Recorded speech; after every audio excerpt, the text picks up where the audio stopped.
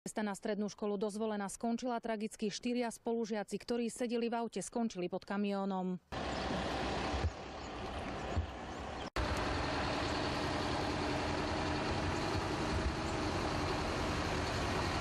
Videl som tú samotnú nehodu, predo mňou začalo auto rotovať. 2 osoby boli v aute, 2 boli mimo auta. Nebolo ešte ani 7 hodín ráno, pršalo a vozovka bola mokrá. Mladá žena, ktorá autošoférovadlom kontrolu, ocitla sa v protismere, kde práve v tej chvíli prechádzal kamión. Vodič už nemal čas zareagovať. Náraz bol taký silný, že auto, v ktorom sedeli stredoškoláci, roztrhlo na 2 časti.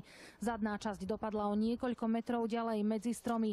19-ročný Michal, ktorý sedel na zadnom sedadle z auta, doslova vyletel. Zranenia aj napriek snahe záchranárov podľahol na mieste. Pomáhal aj hasič, ktorý cestoval do práce v Pliešovciach. Von z auta vytiahol mladú vodičku a poskytol jej prvú pomoc. Záchranári do nemocnice previezli 3 mladých ľudí.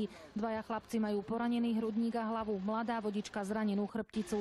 Okolnosti tragickej nehody vyšetruje polícia. Na mieste bol aj znalec z odboru dopravy.